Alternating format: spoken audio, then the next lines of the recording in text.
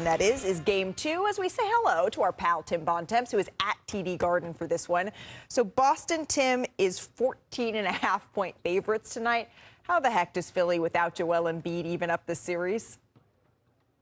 Well, Malika, there's a very simple formula for Philly to even up this series, or even to have a chance to even up this series, right? Which is Tyrese Maxey needs to be the best player on the court, and the Sixers have to hit shots from the perimeter. They did neither of those things in Game 1. Maxey was 8 for 20 from the field. The Sixers only got up 21 three-point attempts in the game. They were in the competitive portion of the game, I should say, 4 for 21 from 3 during that part of the game. And they were 8 for 37 overall on jumpers in Game 1, Malika, their worst showing of the entire season from an effective field goal percentage per Genius IQ. That's simply not going to get it done against a Celtics team that is more talented, and with the Sixers still without Joel Embiid, who did just start his strength and conditioning program yesterday. He is not here in Boston. There remains some hope they could get him back at some point during the series, but that's going to require the Sixers to play much better than they did in Game 1. They've got to have Maxey playing as the best player on the court, outplaying Jason Tatum and Jaylen Brown, both of whom were excellent in that Game 1. They need guys like Kelly Oubre, other guys, support guys on the Sixers to step up and make shots. If they can, perhaps they can make things interesting tonight in Game 2, and if they can't,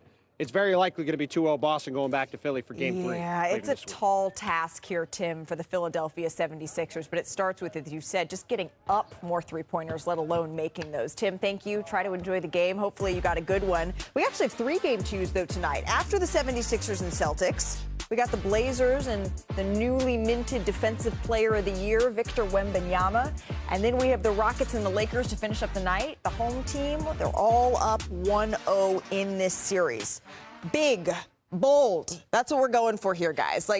Get your best first take impression on, Danny. What's your one bold take looking forward to these games? I got the Lakers. Regardless if KD plays or not, I think they're still going to win this game. Boy, that's a hot take. They're up 1-0 in the series. I think that's mildly warm. I mean, just I say that out loud. I'm sorry. I could not make coffee with that take, but maybe I could have a tea. But most people expect Houston to win, even without KD. If KD comes back, you give them a full advantage over this group without Luka and Austin Reeves. Any other team with their best players out, they don't have a chance. But Lakers, I think, still can win this game, regardless if KD plays or not, because they play too much with their food. That's not bold. This is bold. I have Alperen Şengün dropping 30 and the Rockets winning Game 2. That is bold, and that is a manifestation, okay? And I say this because I don't think people expect the Houston Rockets to win. Their offense sputters, and the reason why Kevin Durant came to Houston was to fill and fix those holes. And without Kevin Durant, this team has struggled. And so Alperen Şengün, be the all-star that you are, drop 30 and go home with some momentum. Sinead, what do you think of this? How about Reed Shepherd cooks in his second ever playoff game? He got 20 shots the other night, only made 6. He's going to get a bunch of shots tonight. Even if Durant is in the game, they're still going to rely on him. This guy has had some big games over the last 6 weeks. Yeah. I don't know if it's going to happen tonight, but I think it could. As a note for our graphics producer, I believe it was Reed Shepherd cooks. Not good game, not just good game. It is Reed Shepherd cooks here, according to Brian Winters. Yes, well, that's nebulous. How can I can prove many different things? There you go. Well, it wouldn't have been a... Well, Jeanette, you know what they say. They say a series, it doesn't start until... a team wins on the road. Heck yeah. Well, Anthony Edwards, C.J. McCollum, already made sure by that standard. We got a couple of series here, my friends. Let's start with the game that ended at 1:25 a.m. Eastern time. Shout out to all the real ones. Yes. Stayed up for this one because it was an absolute battle. Hey, Denver converted on 3 4-point plays in the first quarter, Brian. That's the most in a single quarter in the play-by-play era. So Denver was firmly in control after the first quarter. Makes 1 of 2. Here's Jokic on passing up that floater. Team, and now they head back to Minnesota with this series all tied up at 1 game apiece. Ant-Man, he looked a little hobbled early in this game, but he really found his stride. He finished with exactly 30 points. It's his 16th game in the playoffs with at least 30. And look at that. All other Timberwolves players in postseason history combined. Wow. They only combined. With all due respect, it wasn't much of a postseason history before he got there. Okay, Brian. Fair. Peed in your cheerleaders. Well, just say here's Ant on his role as a leader after Game 2. In that first quarter, man, it wasn't going our way. They got like 3-and-1 threes, couple miscommunication, backdoor layups. So just coming in the timeouts, talking to guys, uplifting guys, like, hey, we good. We down 15, but we good. We're going to make a run, and let's see what we do. Let's see what they do when we punch them back in their mouth. So, yeah, just knowing when to be a leader and when to get on guys. Well, some of the keys offensively as to really get in the rhythm. Go out for Jokic, Jamal, all the bad defenders, Tim Hardaway, Cam Johnson, Aaron Gordon, the whole team. Like, just go at them. They're all bad defenders. Yeah, they're all bad defenders. Whoa, bop, bop, bop, bop. Okay, Whoa. Danny, would you have gone that far? I mean, you know me, I'm not that type of guy. But he better stand on business because this is wild. If you're going to say this after game 2, we've seen some things said early. Like, you don't say it that This early is in the team that loves the smoke, though. For sure. But, you know, now they're targeting you in every action, a lot of action. So you better be ready for it. And, again, for me, I think it's a little wild. We've seen guys complain about things or bring certain things. Don't poke the bear too early. Jokic, he's known to have historical nights against Rudy before. He might have one against you. They may put you in every action now. Yeah. So I don't know. You got to be careful. You got to be very careful. The thing is, he is correct. The Nuggets ranked 28th in defense. They are this bad year. defensively. That is not debatable. And they were slightly better after the All-Star break. They were like 20th, but that's because a third of the team was tanking, or a third of the league was tanking. So what he said was not really controversial. Now, smart, that's a different thing that you're talking about. It may not have been smart, but I don't think it was controversial. But when you're talking about what the Timberwolves found, they didn't find bad defenders in game 2. What was it that they were able to do to even up this series? They got stops. I know that we want to focus on what they did offensively, and they had some key plays. They got stops. Like, Denver has to win games with their offense. That is how they are built, very clearly. I saw Chris Finch at 3 different points in this season. I was at Timberwolves games like in December, like February and March, and all 3 times he said the same thing. Times when Rudy invites scorn, including when he complains about his own teammates for not throwing him the ball, Rudy delivers, and in this game, he was brilliant defensively. He was, because you're wasting a night like that from your big man. He was brilliant defensively here in game 2, even despite getting in early foul trouble. Here's what Ant-Man had to say about his big man. I told him, like, bro, we ain't bringing no double team. You gonna go out him one-on-one all night and stop fouling. Like, stop going for the reaching, and, you know, because he's gonna flop and they're gonna call a foul. So just play him straight up. If he make a shot over you, cool. That's what he do. He gets paid to make those shots. So let's go, Rudy. Let's go. 3 or 4 times in the clutch when Jokic was trying to go one-on-one with you and wasn't successful. What were you seeing in that? How were you able to? I was lucky because I'm not a top 3 defender cannot do that, so I was lucky. And Rudy did just that. He heard Ant-Man, stop fouling, play him. You can tell it's some fatigue, and when you're fatigued, you go to what you know. And Jokic, he loves that left shoulder, getting to that right hand. Rudy knows this. He's been playing him for damn near a decade now. So knowing that, he's giving him some space, but also giving him some resistance, not letting him get to that right hand, making him force him to go to left hand, knowing that he doesn't want to get there. Gets to that right-hand hook. Rudy contests earlier. Same situation. Gets Jokic off the block a little bit further now, making him work some. Knowing he wants to get to that right hand, kind of shading him some. It's one-on-one. They got all the space in the world to work. As you can tell, Jokic taking his time because he's a little fatigued. But as he goes, he gets to that paint, gets to the mid-range. Tough shot. Get the tip out. If you can't get the rebound, smack it to a teammate. He does that. They get a lot of good stops down the stretch. So he is their defensive superstar. I want to focus on the offensive superstar because Anthony Edwards, he started the day questionable, but he finished the day unflappable, honestly, because we saw Jokic trying to poke the bear a little bit, and he kept his cool. And this was a game where Jamal Murray's shot was different, but this was a team that came from a big deficit, and he started cooking. We saw on the highlight, like that finish. Only Anthony Edwards can get that finish where he takes contact, hang time, and still fights his way through the rim. And then on top of it, he knocks down the 3 the next possession down. And so I was just impressed. He had 30 points. He had double-digit rebounds. Yeah. He is truly a superstar, and he actually, normally he starts here where he was tired. He worked him over here. He played all but 13 seconds in the 4th quarter, and I think certainly offensively, when you watch this Denver team down the stretch, there was a lot of short shots as far as stuff that got right at the rim. There was a Jokic 3 here, but I thought the defense on Murray really kind of set the tone for the 4th quarter. And we'll see how that travels, right, as this series heads back to Minnesota. Also, just shout out Julius Randle, 18 points in the first half. We'd asked for a big game from him, and he certainly delivered here. Let's get to some news, though, out of Chicago that came in today. Billy Donovan, he's exiting as head coach of the Bulls after 6 seasons with the franchise. Chicago made the playoffs just 1 time in his 6 years. And here's what he said in part in a statement that was released earlier today. He said, quote, after a series of thoughtful and extensive discussions, here it is right here, with ownership regarding the future of the organization, I've decided to step away as the head coach of the Bulls to allow the search process to unfold. I believe it is in the best interest of the Bulls to allow the new leader to build out the staff as they see fit. Okay, that's what Billy Donovan had to say. The man who broke the story is with us now, Shams Charania. And Shams, you and I, we talked about just last week how the Bulls, even with new management changes, they wanted to stay. So where does Chicago turn to now as a coaching search gets underway? Malika, the Bulls will be in the market for a new head coach, but it really starts now for the Bulls with their new head of basketball operations. They're on the hunt for that right now, but that's where it comes down to Billy Donovan.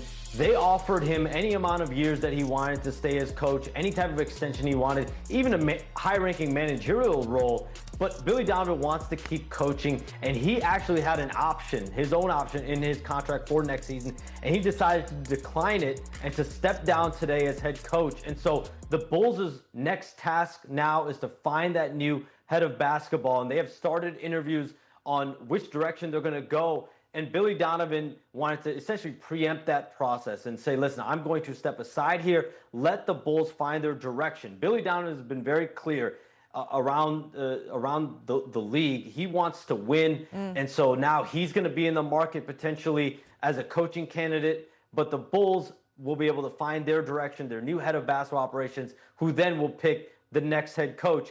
And think about it. The Knicks wanted Billy Donovan last summer.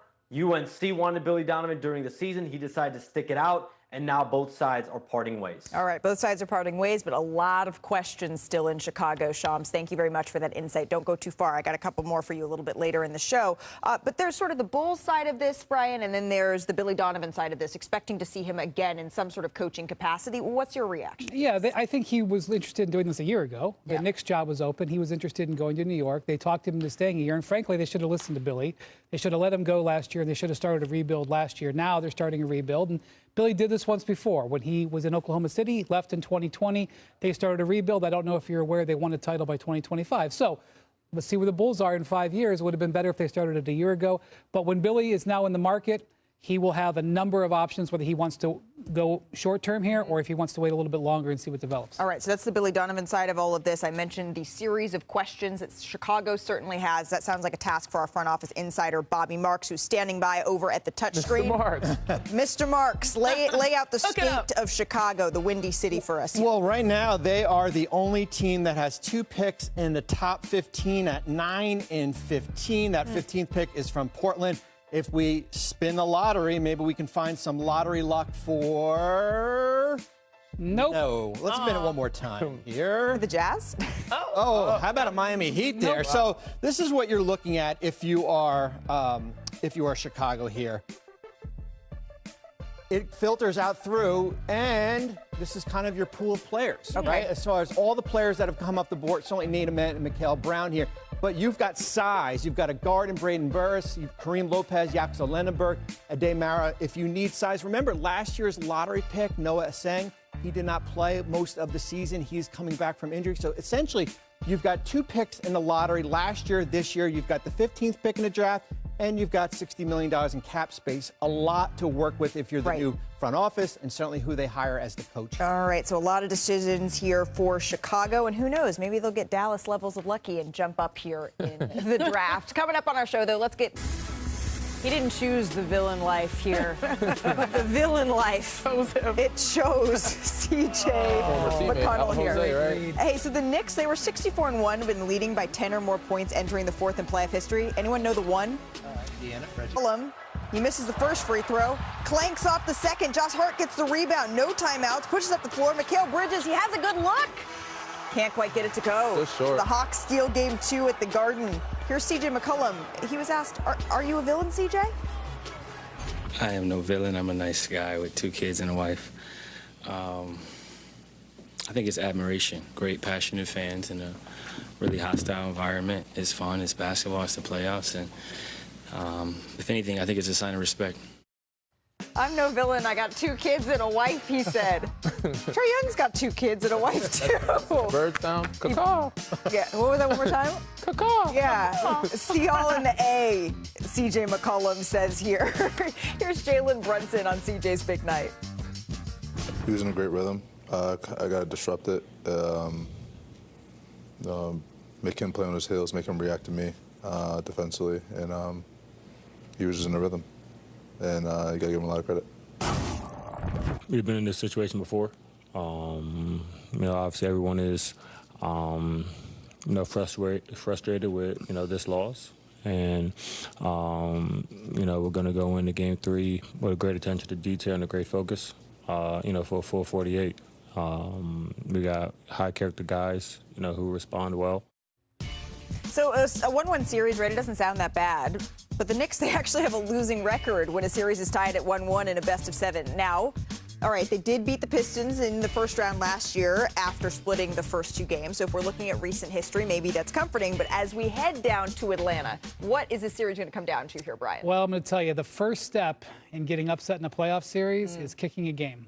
Because you have a game that's won, especially the Knicks, who are a very good top 3 clutch team this year. This is games that they normally close out.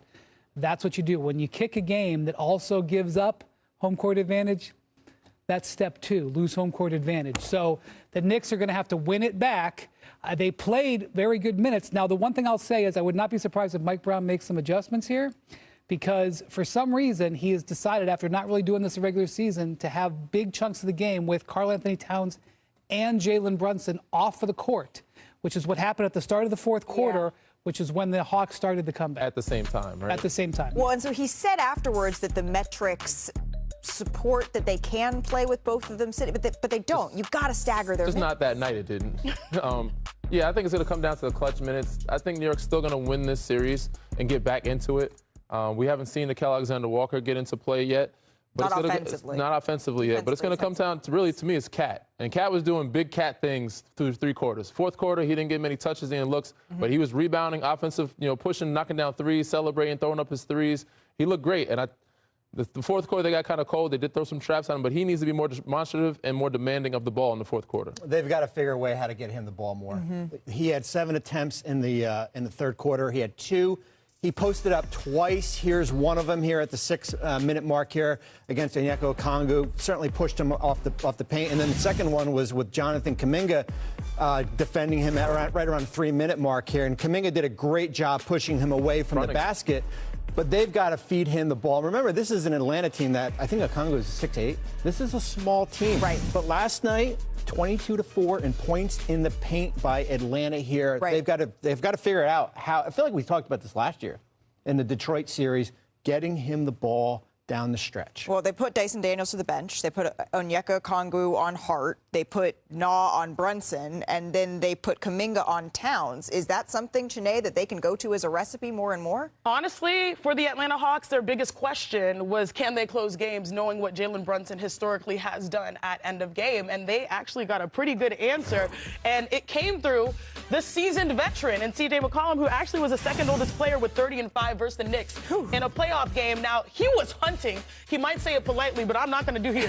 He was hunting Jalen Brunson. You see numerous switches, and he's one of the shiftiest players in the NBA with beautiful touch. He tapped that glass right there. Hips. Right? Again, here's like a really solid screen. And again, it allows Jalen Brunson to be the defender. Anytime a player backs up, you know he's trying to cook. Everyone's chilling. He's on an island. Everybody go again. flat. Cat was too flat in the drop coverage and not able to contest. And then they won this game down the stretch because Jalen Brunson struggled creating his own shots for plays and possessions like this. He was 5 for 21 when creating his own shot. They were trying to force feed him the ball because of his reputation in clutch time. But look at the solid defense here, and then it leads to offense to really ice the game. So on both sides, both ends, having C.J. McCollum play with poise, but more importantly, playing possessed defensively, to me, was most important for the Atlanta Hawks. And we've seen that through 2 games here. And now C.J. McCollum gets to go to his house, and they've secured back. They've snatched home court advantage if they're able to continue this momentum here. Coming up, lead Shams Charania is back with us, along with our senior writer, Dave McMenamin. So let's start with the biggest question in this series, and that's on the Rocket side of all of this for Game 2 here. Kevin Durant, officially, he is listed as questionable. Shams, I want to start with you, and then Dave, here, you're reporting here. What is the likelihood that he is going to play? Malika, so the process tonight for the Houston Rockets and Kevin Durant will be, Durant will warm up pregame, and they're going to make a decision. But Rockets sources believe and are hopeful that Kevin Durant will be able to play tonight. They're optimistic. What he's dealing with is a deep bruise in the right patellar tendon. That's caused swelling. It's impacted his range of motion. So it's going to be about how fluid does he move pregame, how much fluidity does he have in his steps. The fact that Kevin Durant sat in Game 1 tells everyone everything they need to know about how severe the pain he was feeling. So we'll know pregame tonight whether he's going to be in a position to play or not. Yeah, Sham, several sources familiar with KD's injury told me over the last 24 hours that had this been another player and had it occurred in the regular season, you're talking about a 2 to 3 week absence. But because it's Kevin Durant, because he has this competitive nature, competitive fire, and it's the playoffs, he's going to make a push to play in game 2. But you'd have to figure with that type of timeline, even if he does play, you're not talking about a guy that's 100%. Right. 2 to 3 weeks for any other player at a different point in the year is something that should be a little bit concerning, and they should proceed cautiously. On the Lakers side of all of this, right, we know that they're going to be without Luka Doncic for game 2. We know they're going to be without AR as well. But Luka, we saw video. He was on the floor at yesterday's practice. So, Shams, what more can you tell us about how his recovery is going? Malika, the sense around the Lakers is that Austin Reeves is actually the one that's further along than Luka Doncic in their respective rehab processes. I am told Austin Reeves has started one-on-one on-court work. The next step for him is to continue to go through the progressions of 3-on-3, 5-on-5. Remember, early April here, he had a 4 to 6 week timetable. So theoretically, that puts him on track late in this series, potentially early in the next series. The Lakers are not expecting Luka Doncic to be back in this series. He is out indefinitely, but Austin Reeves making some progress on the court. Okay, holding out a little bit of hope that they may get one of those two back then. So, Dave, for now, despite all of the conversation about LeBron needing to take a back seat throughout the season, now look all the way back on his shoulders. How is he handling being thrust back into the leading role here, something he's grown very accustomed to over the years?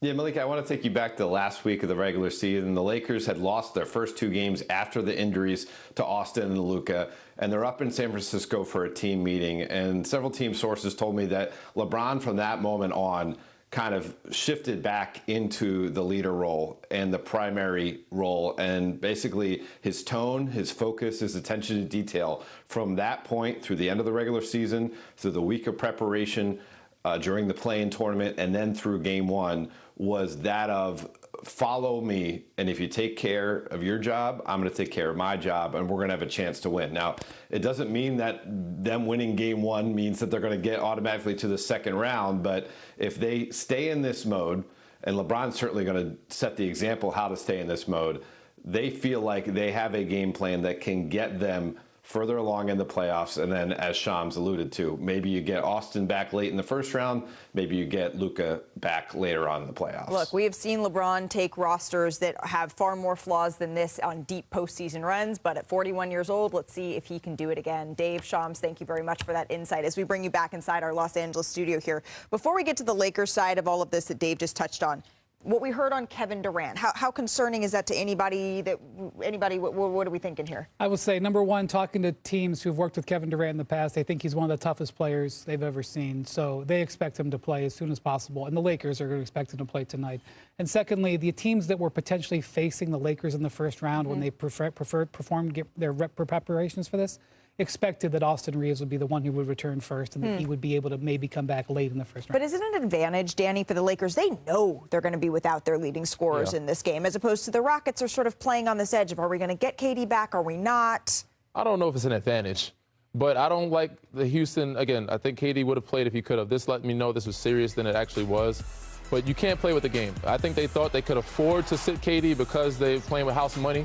But now Lakers have confidence. They're in a rhythm. You got guys like Luke Kennard playing very well. Very well. DeAndre Ayton, people not getting enough credit. 19-11, he outplayed that Clint Capella or Sengun matchup. So these guys are playing at a high level, and you can't play with the game. This is where you kind of lose yourself. So as someone who's very, very invested in Houston's future, you can't play with a game, but you also can't play with your future. And hearing that the likelihood, the turnaround would be 2 weeks and he's just tough and he wants to compete, sometimes I'm like, you have to protect the athlete from themselves. And we've already seen what happens when he pushes through. He had suffered an injury. So would you take the gamble? Would you say, all right, we're going to risk going out there and try to go back 1-1 without Me him? Personally, I wouldn't. Okay. I would just try to get him back home. Okay. Buy him a couple extra days and then see how he feels from there. Maybe the series goes 7, knowing that you have him back and you could really win 2 at home. And so that's me. But again, I'm very cautious about my Houston Rockets for the long term and not just this immediate future. I agree with Chiney. I think if he's 50%, I would probably still sit him. He's going to make the decision on his own, I think.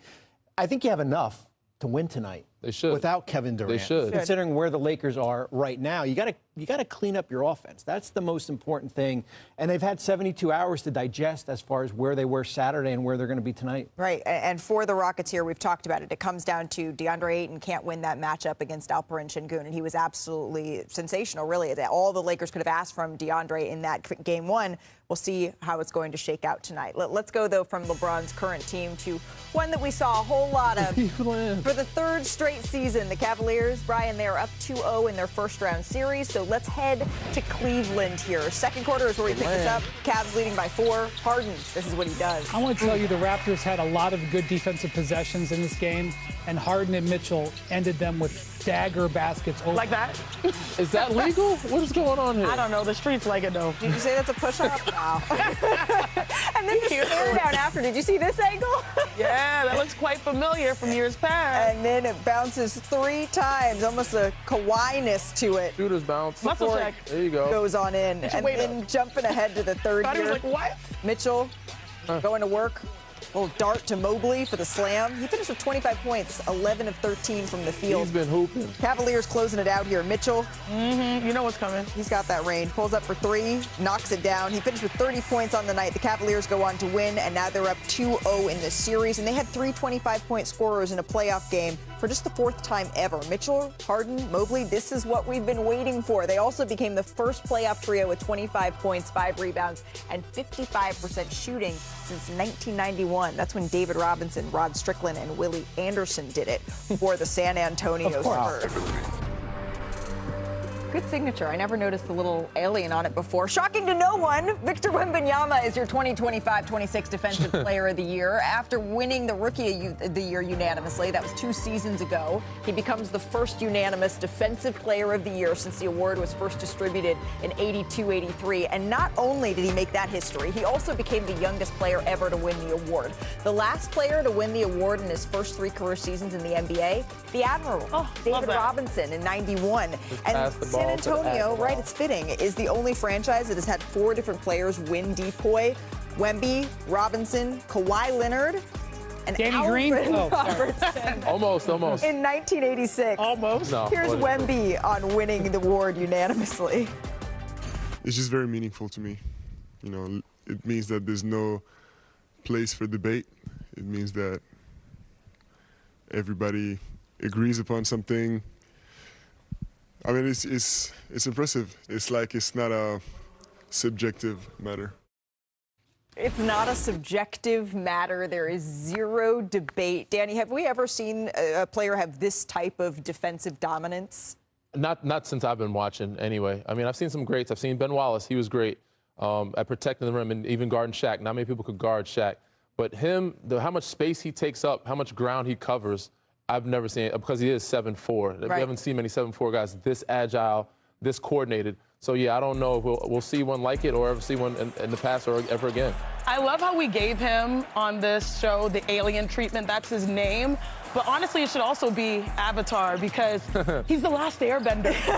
He bends the air with everyone else's shots. Yeah. His universe, it's completely shifting the gravitational pull. Whenever he moves somewhere, that means people are not shooting. When I move, you move. You definitely move. And so it's not just that he is, you know, someone that we've never seen 7'4" offensively, but defensively, he changed how you approach the game completely. And that, to me, is super cool. That was a beautiful piece of commentary. I'm still thinking about something that Malika said a second ago, which is that he was unanimous Rookie of the Year. I forgot about that. Unanimous Defensive Player of the Year.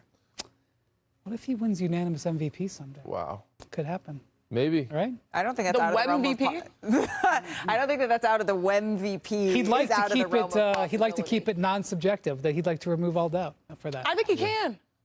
I mean, Steph did it, right? Yeah. It's hard to do. It's very hard to do. But I think he's capable. How many, I mean, Brian, when it's all said and done, do you think that, one, is defense the best part of his game? And is this the first of, I mean, this is the first of several defensive you said that the third year for Robinson, but remember, David Robinson in his third year was 26 because he had the military service and he played all the years. So he's only 22. So the big thing will be we have a 65-game rule. and he has to stay healthy. And he mentioned that. He said that was the hardest part. He said when he was asked by our friends and colleagues over at NBC about winning the Defensive Player of the Year, he said the hardest part's getting to 65 games. It's not actually playing the defense. If he gets to 65 games, he could win 12. I argue differently. This is where we'll actually have debate. The best part of his game to me is offensively. When you're 7'4", you're expected to change the game. And I know what we're going to see is unparalleled levels of blocks. First time ever we've seen blocks leading the league in blocks in the first 3 years. But offensively, I tell a story. Like, I was sitting at home a couple days ago with my dad in Houston, Texas. He was playing, and my dad immediately sat down and was like, whoa. He has that whoa factor. 5 or 6 from 3, hitting sham gods, reverse moves, spin moves, dunking, step backs. That, to me, is the If he was allowed to play one part. side of the floor, which side would you take? I'm taking the defense. But you get my point Defense here. rests. Yeah, there you go. That's attorney Brian Windhurst at Law over here. Let's turn the page to shoot your